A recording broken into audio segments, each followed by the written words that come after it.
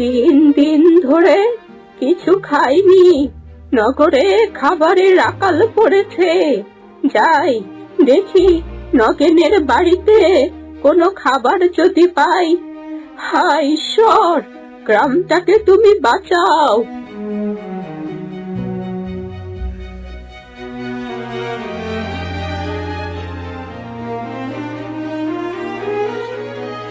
আর না, এই গায়ে অনেক ধৈর্য ধরেছি। এই গায়ে কোনো বৃষ্টিই নেই, চারিদিকে খাবারের হাহাকার। কি লাভ এই গায়ে থেকে?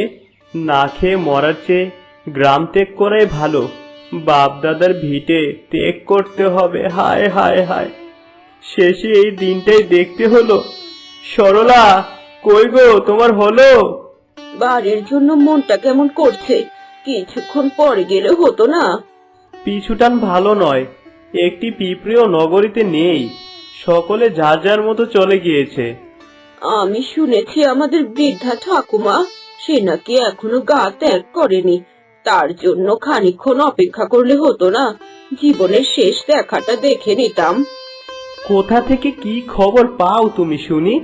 বৃদ্ধা পিসিমা তার বোনের বাড়িতে চলে গেছে, কাল যোগাই আমাকে বলেছে। এখন চলো তো, অনেক পথ পাড়ি দিতে হবে যে।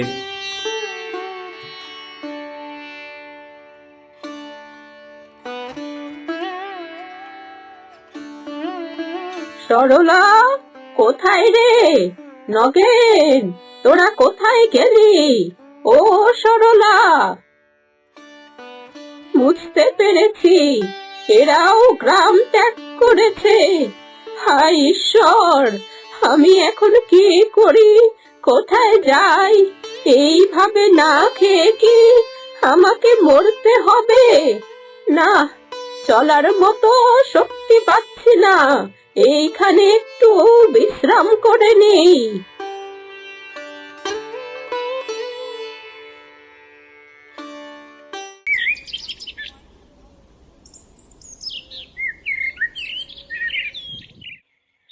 ভোর হয়েছে, এইভাবে না খেয়ে মরার চেয়ে যাই বনের দিকে যাই। যদি কোনো ফল ফলাদি পাই, তা দিয়ে ক্ষুধা নিবারণ করব।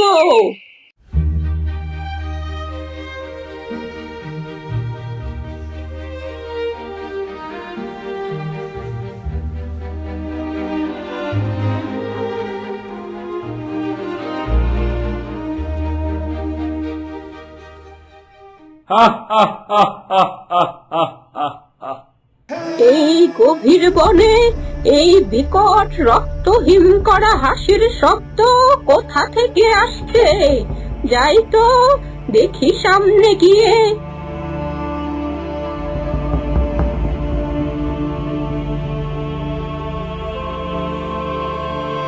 হে ঈশ্বর, এ আমি কি দেখছি? এটা তো একটা মরা লাশ। এরা কারা? এরা বা এইখানে কি করে? ডিং ডাং ডুং, কিরিমিরিট করাত করাত, রাজার ঘাট মটকে দিব মরাত। জাগো, এই মরা আত্মা, জেগে ওঠো।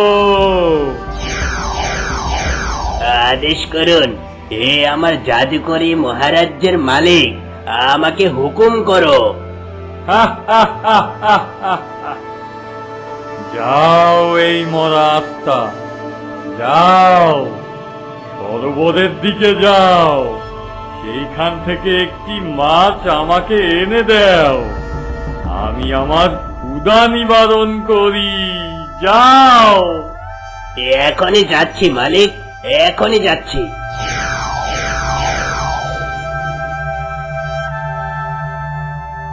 হায় ঈশ্বর, এ আমি কি শুনছি?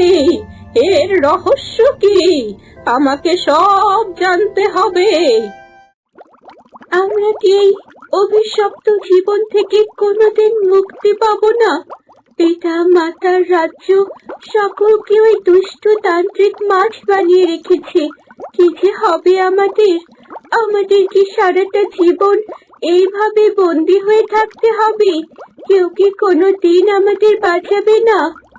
ধৈর্য ধরো রাজকন্যা, মাথার উপরে ঈশ্বর আছেন। আজ পূর্ণিমার রাত, সকলে সাবধান হয়ে যাও। আজকে সেই কালো বক আমাদের ধরতে আসবে। কেউ জলের উপরে মাথা তুলবে না। মাথা তুললে সর্বনাশ। যে তুলবে সে মরবে। মনে রেখো যে মাথা তুলবে সেই মরবে। সকলে পানির ভিতর চলে যাও।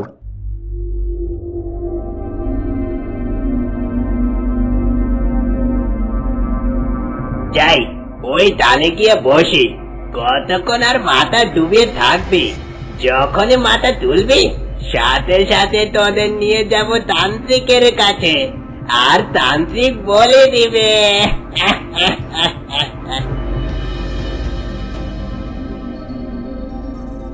সবাই তো পানির ভিতর লুকিয়েছে, কোনো সারা শব্দই নেই। এই সুযোগে একটু পানির উপর থেকে ঘুরে আসি। অনেকদিন পানির উপরে মাথা তুলি না, আজকে সুযোগ পেয়েছি, যাই।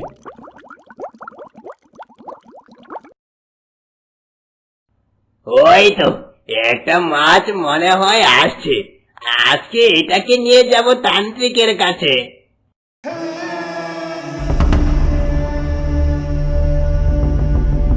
বাঁচাও, আমাকে বাঁচাও। কে কোথায় আছো?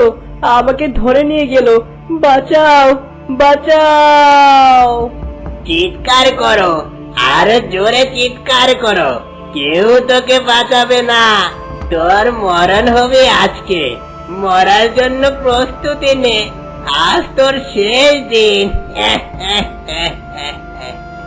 দয়া করো, আমাকে ছেড়ে দাও। আমাকে সরোবরে ছেড়ে দাও। আমি বাঁচতে চাই, আমার প্রতি দয়া করো। দয়া?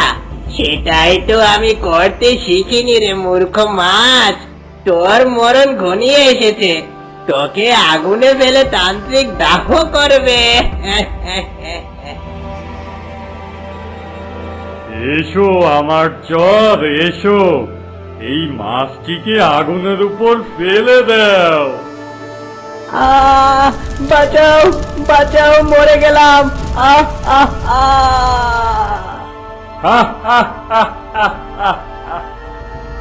আর মাত্র 10টা মানুষকে যদি আগুনে পোড়াতে পারি, তাহলে আমিই হব এই পৃথিবীর শ্রেষ্ঠ শক্তিশালী। কেউ আমাকে হারাতে পারবে না। কি এর রহস্য? কোথায় যাব আমি? কি করব? হে ঈশ্বর, আমাকে সাহায্য করো। বুড়িমা, ও বুড়িমা, তুমি আমার সাথে চলো। বুড়িমা, কে কে আমায় ডাকে? আমি আমি চন্দ্রাবতী পাখি। কে তুমি? আর তুমি এভাবে আমায় ডাকছো কেন? সেই সব তোমাকে খুলে বলবো, কিন্তু তুমি আগে আমার সাথে চলো। ওই তান্ত্রিক তোমাকে দেখতে পেলে মেরে ফেলবে।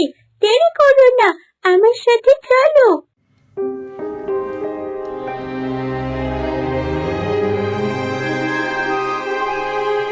বুড়িমা, ও বুড়িমা, এই নদী থেকে কিছুটা জল তুলে নাও। কেন রে বাছা? এই জল নিয়ে কি হবে? সেই সব তোমাকে আমি বলবো, কিন্তু এখন তোমাকে যা বলছি তাই করো। আচ্ছা, ঠিক আছে, নিচ্ছি।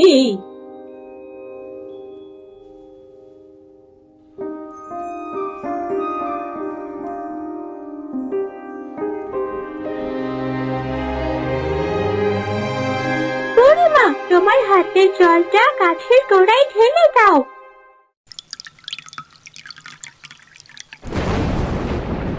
বুড়িমা, তুমি আমায় মৃত্যুর হাত থেকে বাঁচালে। এ কি কাণ্ড! গাছ আবার কথা বলছে। হ্যাঁ গো বুড়িমা, গাছ কথা বলছে। কেন না, এটা গাছ নয়, এটা একটা মানুষ। ওই শয়তান তান্ত্রিক জাদু করে আমাদের সবাইকে এই অবস্থা করে দিয়েছে। আর তোমাদের যে খরা চলছে সেটা ওই দুষ্ট জাদুকরই করেছে। কি বলছো তোমরা? হ্যাঁ বুড়িমা, পাখি যা বলছে সব ঠিক বলছে। আর তুমি পারো সবকিছু আগের মতো ফিরিয়ে দিতে। আমি আমি কি করে পারবো? আমি এক বুড়ি, গায়ে কতরে শক্তি নেই। আমি কিভাবে ওই তান্ত্রিককে ধ্বংস করব? শোনো বুড়িমা, এই ডায়মন্ডটি তান্ত্রিকের জ্বলন্ত আগুনে যদি তুমি ফেলতে পারো, তাহলে তান্ত্রিক চিরদিনের জন্য নিঃশেষ হয়ে যাবে। কিন্তু মনে রেখো, এই কাজটি কিন্তু খুবই বিপজ্জনক। কেননা তান্ত্রিক যদি কোনোভাবে বুঝতে পারে, তাহলে সে তোমাকে মেরে ফেলবে। সবই বুঝলাম, কিন্তু আমি তো বুড়ি মানুষ, ঠিক মতো হাঁটতে পারি না। এটা কিভাবে করব আমি? ও, এই ব্যাপার। দাঁড়াও, আমি এখনই তোমাকে শক্তিশালী করে দিচ্ছি।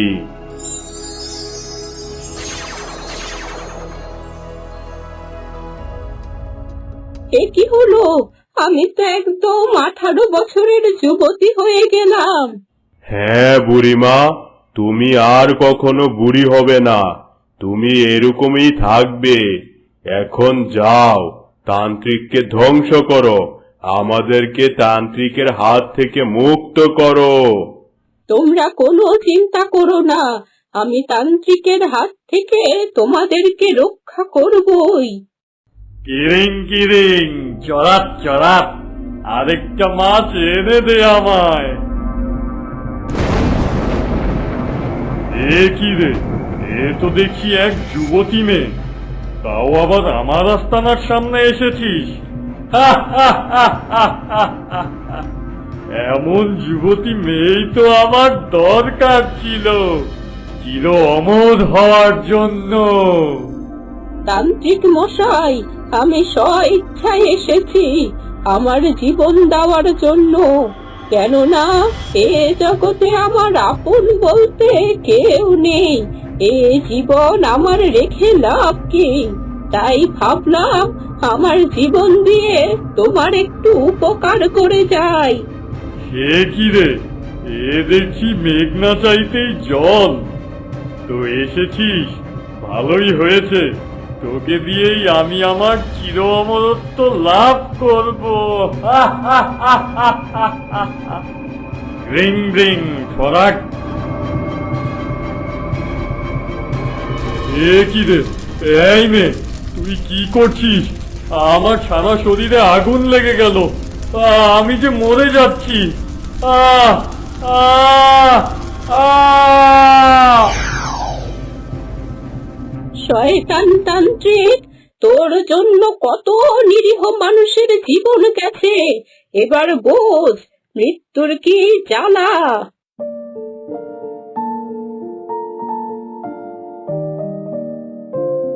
সে কি, গাছটা কোথায় গেল? আর তোমরা কারা? আমি হলাম গাছ। আমি হলাম পাখি। ওই তান্ত্রিককে তুমি শেষ করার সাথে সাথে আমরা আবার আগের রূপ ফিরে পেলাম এবং প্রকৃতি তার সুন্দর রূপ ফিরে পেয়েছি। এখন গ্রামে আর কোনো খরা থাকবে না। তোমরা সত্যি বলছো? গ্রামের কোনো খরা থাকবে না, আবার মাঠ ফসলে ভরে উঠবে, গাছে গাছে পাখি ডাকবে। হ্যাঁ গো, সবকিছু এখন স্বাভাবিক হয়ে গেছে। আর তুমিও বুড়ি থেকে এই যৌবনের অমরত্ব লাভ করেছো।